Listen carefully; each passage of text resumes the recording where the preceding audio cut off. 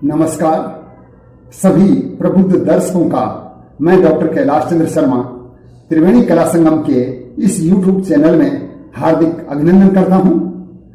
आज मैं जो आपको बताने जा रहा हूं वो जीवन का एक यथार्थ है कि कभी कभी मनुष्य के जीवन में ऐसी घटनाएं घटित हो जाती हैं जिसकी उसने कल्पना तक भी नहीं की हो और वो उसके जीवन का एक विकास का बहुत ही महत्वपूर्ण आधार स्तंभ स्थापित हो सकता है। ऐसा ही त्रिवेणी कला संगम जयपुर के इतिहास में हुआ। वर्ष 1995 में संस्था की स्थापना हुई और वर्ष 1997 में एकाएक जयपुर दूरदर्शन के प्रोड्यूसर श्री संजय दत्त जी माथुर का मेरे से संपर्क हुआ। मैंने अपने बारे में उनको बताया तो बड़े प्रभावित हुए और फिर उन्होंने मुझे एक विषय दिया कि आप इस विषय पे नाटक लिखिए। तो मैंने उससे पहले कोई नाटक नहीं लिखा था। तो उनका विषय था कि पेड़ों पर लिखिए, आप पेड़ों को बचाने का, पर्यावरण के ऊपर। तो उन्होंने जो बिंदु दिए थे उसके आधार पर मैंने उनको नाटक लिख के बताया। वो बड़े प्रभावित हुए और फिर उन्होंने कहा कि आप स्वयं नाटककार हैं, रंगकर्मी हैं और संस्था आपकी अच्छी चल रही है, तो आप इसका निर्देशन खुद ही करिए और इसको खुद ही संस्था में तैयार कराइए। तो उनकी इस बात से मुझे प्रोत्साहन मिला और मैंने संस्था परिसर में ही संस्था के बच्चों से ये नाटक तैयार करवाया। इस नाटक में संगीत, नृत्य और नाटक सभी के बच्चे थे, सभी विधाओं के, और अनिवार्य रूप से उनको नाटक में भाग लेने के लिए कहा गया। तो नाटक वहां रिकॉर्ड हुआ और फिर 13 जनवरी 1997 को ये जयपुर दूरदर्शन के नन्ही दुनिया कार्यक्रम में रिले हुआ। तो इसके लिए हम संस्था की तरफ से जयपुर दूरदर्शन केंद्र का और भाई श्री संजय दत्त जी माथुर का बहुत बहुत आभार व्यक्त करते हैं। ये पहला नाटक था, इससे संस्था के विद्यार्थियों को प्रोत्साहन मिला और फिर हमारी गतिविधियों को मान्यता देते हुए जयपुर दूरदर्शन ने हमें अनेक बार अपने दूरदर्शन केंद्र पर मौका दिया, हमारे बच्चों का हौसला बढ़ाया और इससे हमें प्रोत्साहन मिला। तो फिर लगभग 8 वर्ष पहले मैंने इस नाटक को हमारे इस YouTube चैनल से प्रसारित किया था, लेकिन उस समय एक कठिनाई यह आ गई थी कि नाटक की जो सीडी थी हमारे पास उसमें कुछ स्क्रैचेज आ गए थे। तो पूरा नाटक जो है रिले नहीं हो पाया था, उसका कुछ पार्ट ही हो पाया था। लेकिन जब संस्था को 25 वर्ष पूरे हुए और हमारी त्रिवेणी कला संगम पर पंजाब की एक यूनिवर्सिटी से PhD का कार्य शुरू हुआ तो हमने अपने विद्यार्थियों से सेल्फी वीडियो मंगाई। तो इसमें पेड़ हमारे मित्र के जो सुहास अरोड़ा हैं और नेहा अरोड़ा हैं, उन्होंने महत्वपूर्ण भूमिका निभाई थी। तो उनसे भी हमने मांग की कि भाई अपनी सेल्फी वीडियो भिजवाइए। तो सुहास ने सबसे पहले वीडियो भिजवाया। तो उसने कहा कि सर ये जो नाटक है वो आप इस पे YouTube चैनल पे डालिए पूरा। तो मैंने कहा भाई पूरा नहीं है, आप वाला पार्ट नहीं है उसमें, क्योंकि इसका लास्ट पार्ट है जो मैसेज भी है उसमें सारे बच्चे थे हमारे नाटक के लगभग, तो वो पार्ट नहीं मिल पाया, सीडी चल नहीं पाई। लेकिन एकाएक रामनवमी के दिन, मतलब 2021 में रामनवमी के दिन जो है, ये एकाएक मैं प्रयास कर रहा था, मेरे मन में कहीं ना कहीं एक टीस थी कि हमारे बच्चे जो है अपने आप को नहीं देख पा रहे, क्योंकि 25 साल में लगभग एक पीढ़ी जवान हो गई, दूसरी पीढ़ी आ गई, तो उनको कितना अच्छा लग रहा है अपने विगत के बारे में जान करके। तो यही है कि मनुष्य को अपने विगत के बारे में, संस्कार, संस्कृति के बारे में जानने में बहुत ही आत्मिक सुख की अनुभूति होती है। तो मैंने प्रयास किया और एकाएक वो सीढ़ी चल गई एक बार, और बड़ी कठिनाई से उस पार्ट को काटा और वो फिर उसमें पुराने वाले में जोड़ा। तो यह आपके समक्ष मैं प्रस्तुत करने जा रहा हूं। तो आप देखिए नाटक पेड़ हमारे मित्र, और सभी बच्चे जो इसको पहले नहीं देख पाए थे और बड़े मायूस हो रहे थे कि हम तो कट गया, हमारा तो पार्टी वो है ही नहीं। मैंने कहा है ही नहीं, उपलब्धि नहीं है। तो वो सब प्रसन्न हो जाएंगे। तो बच्चों को बधाइयां, और आप सभी से ये विनती है कि इस चैनल को सब्सक्राइब, लाइक, शेयर करें और कमेंट करें और हमारे बच्चों का और हमारी संस्था का मनोबल बढ़ाएं। धन्यवाद।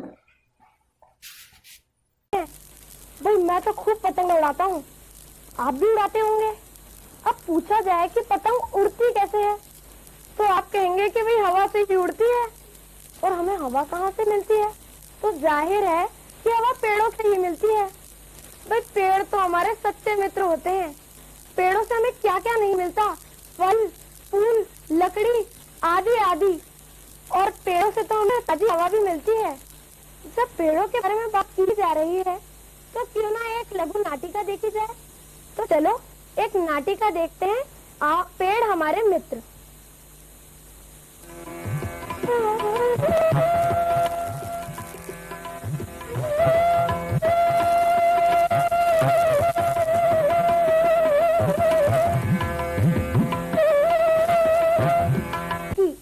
सिमरन अपने गांव आई।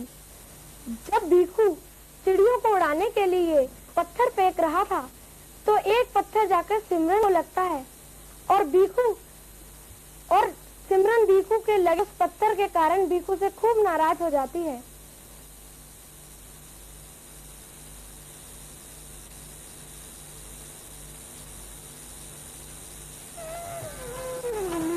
इंसान इस पर क्यों नहीं आता? कर इसे आबाद कि तू सो रहा पगले, तेरे मन में धागा ही राह पर चल दे। अरे बेटा भीखू, बहुत हो गई खुदाई, आजा थोड़ी सुस्ताई बेटा। अभी आया अम्मा, बस थोड़ा सा ही तो खाना खुदाई करना रह गया है, जब तक तुम करेगा करो सो। अब मैं इसमें आम की गुठलियां बोऊंगा जिसमें छोटे छोटे पौधे बनेंगे। वो पौधों को अपने सारे खेत में लगाऊंगा। पिताजी कहा करते थे कि आम फलों का राजा होता है। मेरे खेत में कुछ साल बाद फलों के खूब सारे राजा होंगे। कितने खुश होंगे ना अम्मा पिताजी जब हमारे खेत में आम लगने शुरू होंगे। कितना भूत सवार है ऐसे पेड़ लगाने का, खेतों में काम करने का, बिल्कुल अपने पिता की तरह। अरे देख तो धान को चिड़िया खा रही भी को बेटा। Hurray, hurray. कौन है बदतमीज तू? तुझे पता नहीं है कि कौन है? ये है इस हवेली के नए मालिक सेठ चरणदास की शहजादी सिमरन। क्या बे, अब तो पता चल गया तुझे कि तूने किसके साथ बदतमीजी की जरूरत की है। मुझे माफ कर दो बीबी जी, मैं तो चिड़िया बना रहा था। चिड़िया? हम तुझे चिड़िया बनाते हैं? नहीं ऐसे नहीं, ये तेरा जो चमड़े का हवाई जहाज है ना, ये मेरे हवाले कर दे। ला जल्दी ला। मुझे माफ कर दो बीबी जी, इसके बिना मैं चिड़िया कैसे बनाऊंगा? मेरा खेत उड़ जाएगा। बहादुर बहादुर बहादुर बहादुर।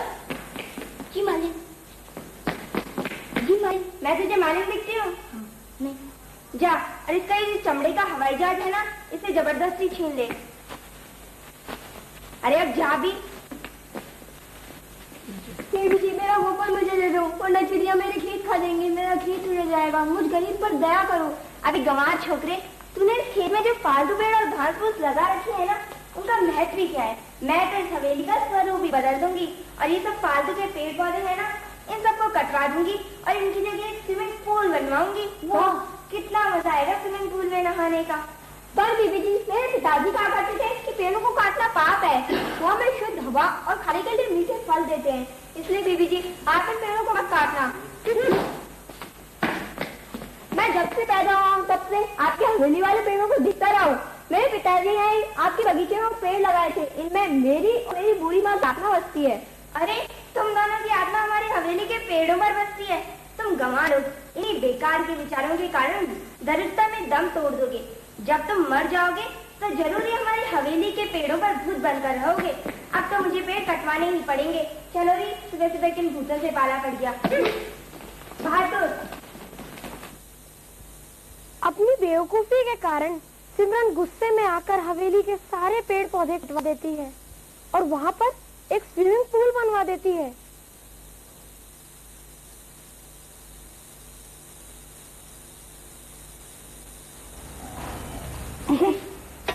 क्यों बे बेवकूफ, कॉफी बनाई है काढ़ा? क्या है ये?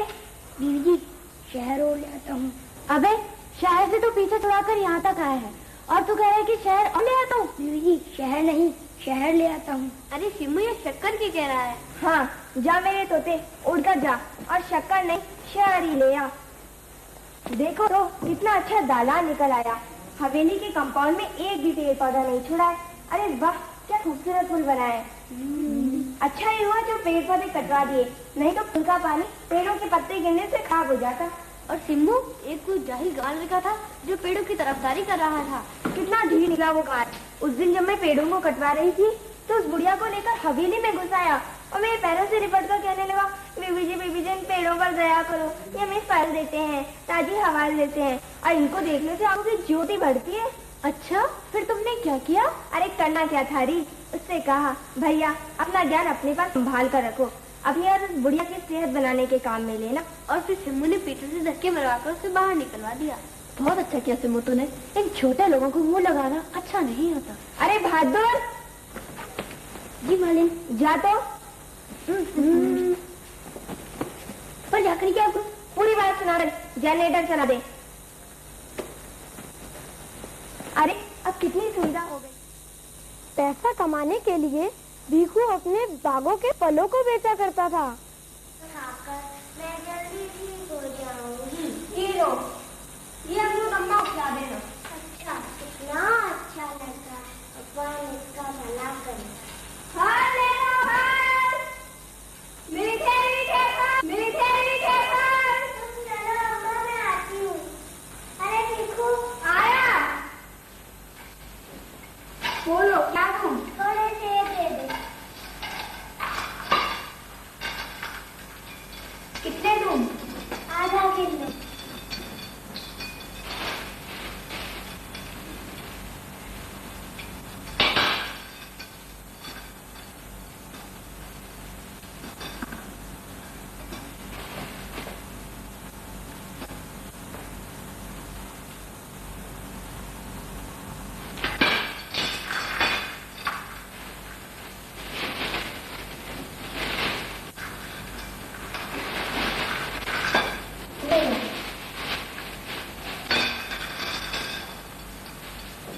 नहीं, इसके बदले में अमरूद दे दो।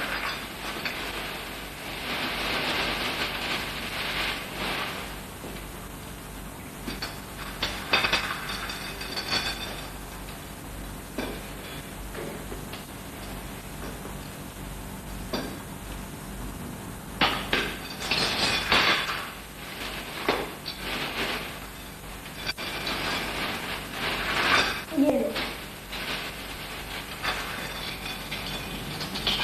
नहीं, इसके बदले में केले दे दो।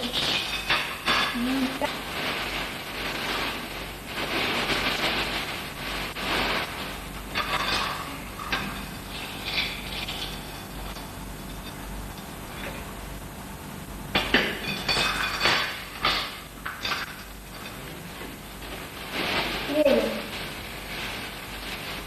अरे पैसे दो, काहे के पैसे? केले के? केले तो मैंने अमरूद के बदले में लिए थे। तो अमरूद के पैसे दो। अमरूद तो मैंने सेब के बदले में लिए थे। तो सेब के पैसे दो। सेब तो मैंने वापस कर दिए ना। अच्छा जा।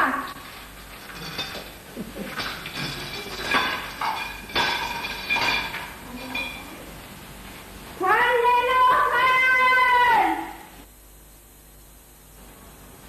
फल ले लो फल।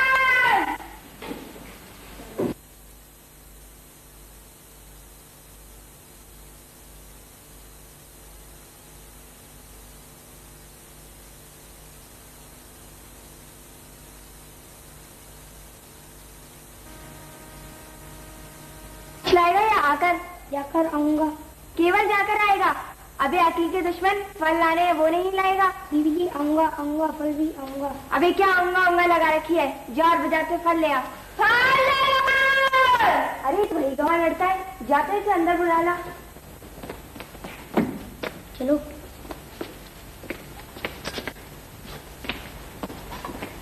बीबी जी फल दूध बड़े ही और मीठे ताजा फल है बीबी जी। अरे लड़की, तू ये टोकरा उठाए गलियों में मारा मारा सुता रहता है। देख तेरी लगा रखा है तूने, वो हमें दे दे। मैं मेरे पिताजी से कहकर तुझे मुंह मांगी कीमत दिलवाऊंगी, जिससे तू ऐश करना। आप क्या करोगी इस जमीन का? क्या और पेड़ लगवाओगी? अरे पेड़ नहीं लगाऊंगी, वो सब पेड़ पौधे कटवा कर मेरे पिताजी एक रेस कोर्स का मेडल बनवाना चाहते हैं। बोल बेचेगा वो जमीन तू हमें? हे भगवान, बीबी जी पेड़ के फायदे नहीं जानती, इन्हें सद्बुद्धि देना। बीबी जी वो बगीचा मेरे पिताजी ने लगाया, हमने उसे अपने खून पसीने से सींचा है। वो पेड़ बेकार के नहीं है, वो हमारी जान है। पेड़ों का हर भाग हमारे जीवन के लिए जरूरी है। हाँ, पेड़ों का हर भाग हमारे जीवन के लिए जरूरी है। अरे अभी तक गया नहीं, चलो रे किसकी चाल है? अपन छुपा छुपा खेलना है? नहीं, चलो।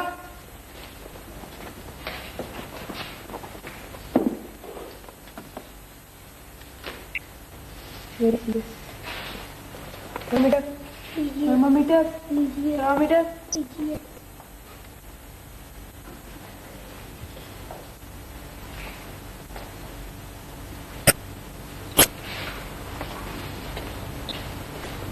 Very serious.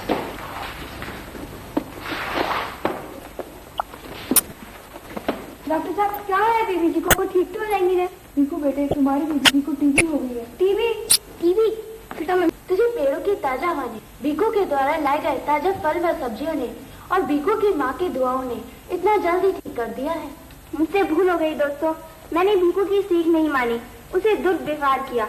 हमें उससे माफी मांगनी चाहिए। हाँ, माफी मांगनी चाहिए। लेकिन बीकू है कहाँ? वह तो बगीचे की क्यारियों में ढेले फेंक फेंक कर चिड़िया उड़ा रहा है ताकि वो बीजों को खा नहीं जाए। चलो हम उसके पास चलते हैं।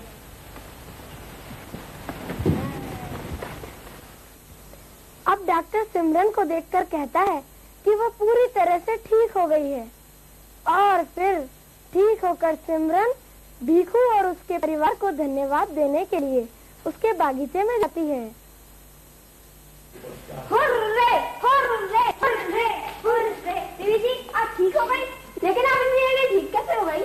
भीखू मैं बहुत शर्मिंदा हूँ, मैंने तुम्हारे साथ बहुत बुरा सलूक किया और आज मैं तुम्हारे ही कारण तुमने ही मुझे ठीक किया है। आज से तुम हमारे मित्र हो, ये लो तुम्हारे बुक पर।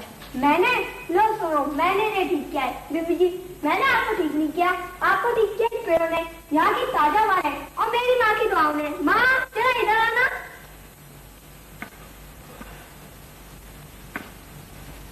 क्या बेटे? माँ सिमरन है, ठीक ही रो रही थी। आपकी रक्षा मैंने नहीं इन पेड़ों ने की है, इसलिए यही हमारे मित्र हैं, हम सबके मित्र हैं। बोलो